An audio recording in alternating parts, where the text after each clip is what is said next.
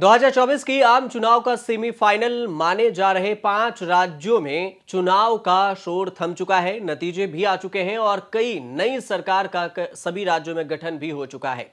अब लोकसभा चुनाव को लेकर सियासत की पिच तैयार होने लगी है। विपक्षी इंडिया गठबंधन के घटक दल भी अब एक्टिव मोड में आ गए हैं। लेकिन इंडिया की पहली बैठक से अब तक एक ही सवाल है जिसका जवाब हर कोई जानना चाहता है कि क्या नीतीश कुमार होंगे इंडिया गठबंधन का चेहरा। अगर नहीं तो नीतीश के मंसूबे पर कौन फेरेगा पानी। नीतीश कुमार का नेशनल ड्रीम बीजेपी से ज्यादा इंडिया गठबंधन के लिए सिरदर्द हो जाएगा, लेकिन ये कैसे होगा।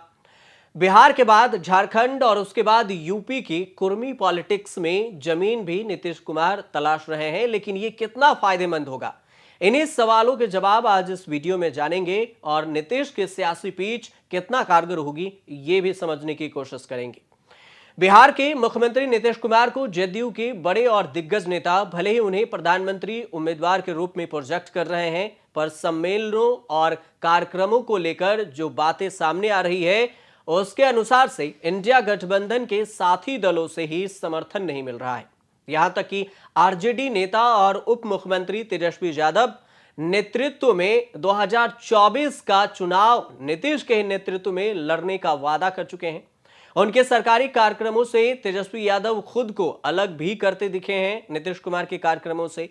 पिछले दिनों पुराना धाम सीतामढ़ी में जानकी मंदिर के शिलान्यास कार्यक्रम से भी तेजस्वी यादव दूरी बनाए रहे, जबकि यह विभाग उन्हीं का है। शायद इसी वजह से नीतीश कुमार ने भक्ति भाव दिखाया और बिना भाषण दिए वहां से चले भी गए। दूसरी घटना पटना के मेडिकल कॉलेज की है, जब पटना मेडिकल कॉलेज अस्पताल और डबल डेकर सड़क निर्माण के निरीक्षण में भी मुख्यमंत्री नीतीश कुमार और तेजस्वी यादव नहीं दिखे। यहां तक कि नवादा में गंगा जल आपूर्ति कार्यक्रम में भी तेजस्वी यादव नहीं गए, जबकि उस कार्यक्रम के मुख्य अतिथि तेजस्वी यादव ही थे। पिछले सप्ताह नीतीश कुमार 2024 लोकसभा चुनाव के लिए विपक्ष के अभियान का आगाज करने के लिए प्रधानमंत्री नरेंद्र मोदी के निर्वाचन क्षेत्र वाराणसी को चुना था।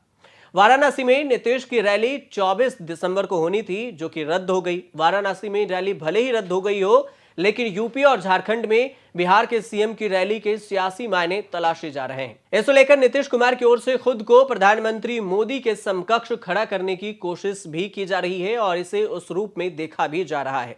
यूपी की अगर बात करें तो यूपी के कुर्मी पॉलिटिक्स में भी नीतीश कुमार जमीन तलाश रहे हैं। पूर्वांचल के जातीय समीकरण की अगर बात कर लें तो कुर्मी पॉलिटिक्स पिछले कई सालों से अपना दल के इर्द गिर्द घूमती रही है। एक अपना दल सोनेलाल, जिसकी प्रभु अनुप्रिया पटेल हैं, और अपना दल सोनेलाल का बीजेपी से गठबंधन है और कुर्मी वोट भी इसका होल्ड मजबूत है इस पर।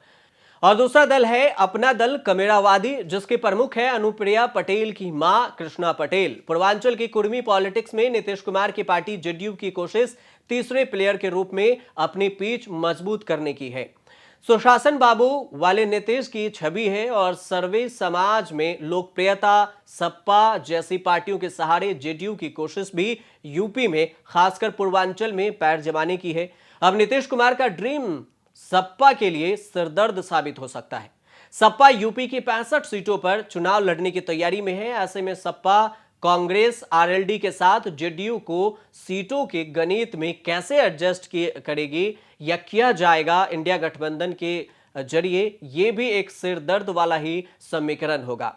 नीतीश कुमार की पार्टी जेडीयू की एक इमेज पटेल यानी कि कुर्मी, जो बिहार में कुर्मी होते हैं और यूपी में पटेल जाति हैं, बिरादरी की पार्टी वाली भी रही है। नीतीश कुमार खुद भी इसी जाति से आते हैं। ऐसे में अब नीतीश की सियासी मंशा को लेकर भी सवाल उठने लगे हैं और बातचीत भी की जा रही है। वाराणसी भी पूर्वी उत्तर प्रदेश में आता है। पूर्वी उत्तर प्रदेश के बलिया, गाजीपुर, देवरिया, चंदौली जैसे जिले बिहार के साथ सीमा साझा करते हैं। पूर्वी यूपी और बिहार का संबंध न केवल रोटी बेटी का है, जबकि एक दूसरी जगह सियासी हलचल का इंपैक्ट भी एक दूसरे पर महसूस किया जाता है। बीजेपी की पीएम मोदी को वाराणसी लोकसभा सीट से उम्मीदवार बनने की रणनीति के पीछे भी इसी फैक्टर को अहम माना जाता रहा है।